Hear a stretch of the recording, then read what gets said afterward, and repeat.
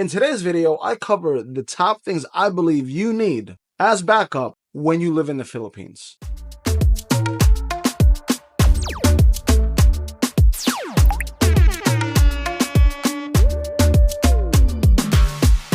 We cover various topics on transitioning to the Philippines. Hopefully this will help in other countries, but because I lived in the Philippines for some time, on and off, I'm trying my best to help expats and Filipinos alike moving and living in the Philippines. I appreciate you hitting that subscribe button. So let me get right into it as far as what I believe what you need when things go wrong in the Philippines. These are the top things I feel that you need when you're dealing with situations or backup plans, strategies when you're in the Philippines.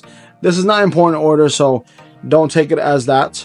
And I'm just going to go through them and comment down below what you think you need or what you should do aside from what I covered today when you're living in countries like the Philippines or, just abroad. You always need a plan B, plan C, plan Z. Understanding what is going to happen if something happens to yourself, right? Things you should consider when you're living abroad. How far are you from the airport? How far are you to a bus? How far are you to getting to the next town? Do you have to travel 6 hours to get to the main town where the airport is? Understanding logistically where you are at when shit hits the fan. So are you okay with living in the mountains? Are you okay with living a bit far away? Do you need to be close to a hospital? How far are you from the highest quality technology that you can avail of? Are you willing to live far away or close by to avail of those things if you are somewhat sickly or you need to see a specialist? I'll give you a short story. I had a friend who he's since passed away, author of Alabaster Moon, Mr. Gareth Dodd. I wasn't there when he did pass, but his fiance called me.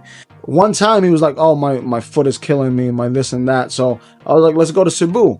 We had to take a plane to Cebu, then take the bus to the hospital there, and he was in pain. I felt really bad for him. Just that travel right there. So if you're older or younger or whatever, if you do get sick, what are you going to do? What is the escape plan? What is the strategy there? Please have that in mind when you arrive to these places, whether visiting or even living there, especially living there. And that goes to my next point, funds.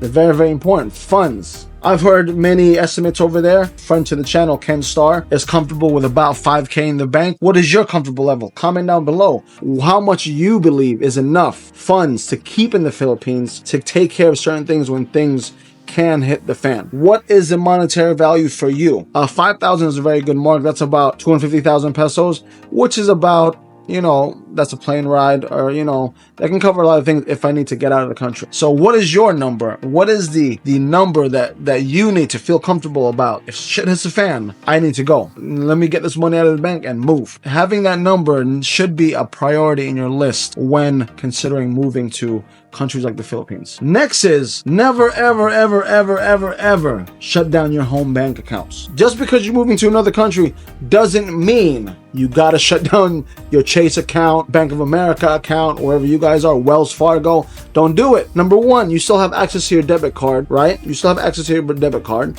which you can use in emergencies when you're in the Philippines. Number two, if you have good enough rapport, good enough credit, you can ask for a loan from there to, if you ever do get pinched in the Philippines. So that's a very easy one. Do not ever, ever, ever, ever shut down your home accounts. You just never know. When I'm in the Philippines, YouTube payments have gone to an American account. So when you need to withdraw, it's right there. Then obviously they're going to charge you and stuff like that, but it's accessible. That's the main thing there.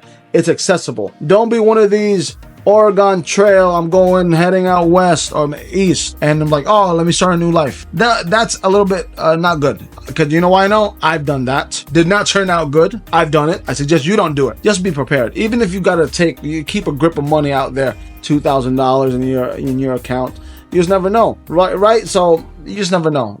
Please keep your home bank account. The next one this is one of the most important things I believe, is building a rapport, building trust with local people in the community. Of course, you have to vet them. I want everyone to be friends with people in the community. Getting to know them and trusting them, that's very important, because everybody needs help from time to time. Everybody does. And the older you are, you're going to need more of it sometimes. And even if you're a young guy, you're going to need more of it sometimes. I would suggest even making friends with people on Facebook or social media just to get to know how they are. Even when you reach that area, you'll be like, oh, what? Hey, John, what's up, man?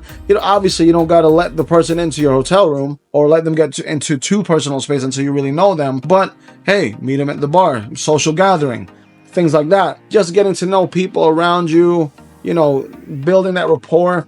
The majority of people, I believe, are very good. The majority of people. And especially Filipinos, hospitality is key in the Filipino culture, right? Outside of, hitting them off for money or helping them out, hospitality is a very important part of Filipino culture.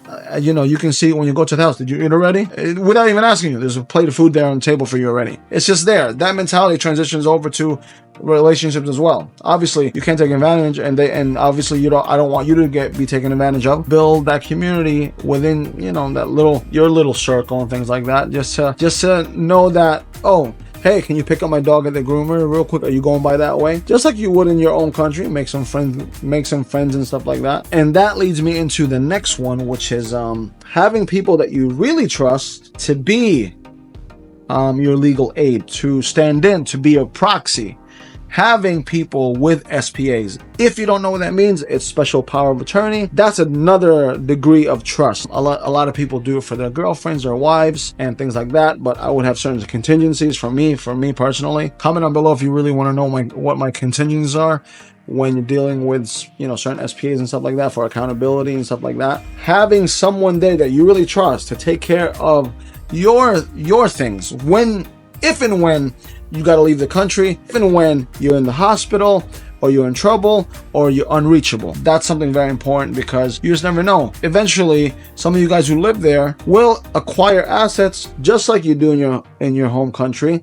You might buy a riding mower. People ask, what are you going to do with that riding mower when you leave or whatever. You might buy a motorcycle. What are you going to do? Who's going to take care of it when you're not there? What's going to happen? A lot of things can happen. More importantly, housing. What's going to happen to the assets if this happens or that happens? Point is, next Expat Wednesday, I might be talking to the lawyer. Comment down below what questions you have for the lawyer. I've been accumulating them right now so I can compile a list to ask the lawyer and to help you and guide you through your transition in the Philippines. You like that segue? Comment down below. Next one is passports. Very, very important. You don't want to lose that. This is common knowledge. I actually keep my passport in the safe, in a plastic bag, just in case something happens. Certain times if I travel, true story, I almost got my car impounded, but because I showed my passport, like, listen, I've only been in this country less than 90 days. I'm allowed to drive here. I don't need a license. That time, it came in handy before my car got impounded. Thank God. I got into an argument with the LTO officer, traffic officer. I had a bad day that day, right? Like most of us do. I said, I'm not giving you any money right now. This is not how it's gonna roll. I was like, you want my passport? It's like, okay. I was like 10 minutes away from the house. I got on a pedicab, told him, drop me off at my house real quick. I'm gonna get my passport. And I went over there and showed him, like, look, listen, I have been here less than 90 days. And then, because I just felt like they were trying to schmooze me. It's not gonna happen, especially with this mouth. It's not gonna happen. Or this personality, it's not gonna happen. Going forward, keep your passport around when you really need it and things like that. Keep that thing safe. Don't entrust it with nobody most of the time. Keep it in a safe or something like that where you can, your trusted people can get to it if they really need to. So that's very, very important. And last but not least, this is more for people who are living there permanently. What are you going to do when you got to leave the country? Crap hits the fan. How fast can you sell this house? Or how fast can you relinquish everything and not have that time frame where you're waiting?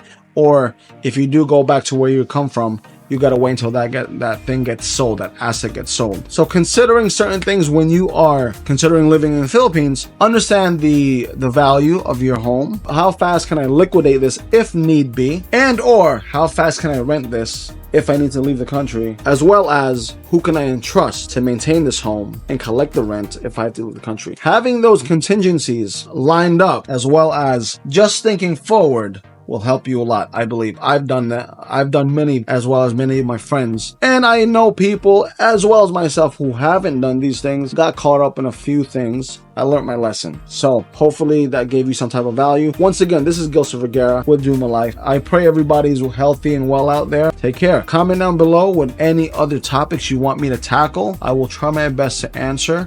and build videos around them. Thank you for your time. As always, take care and God bless. Bye.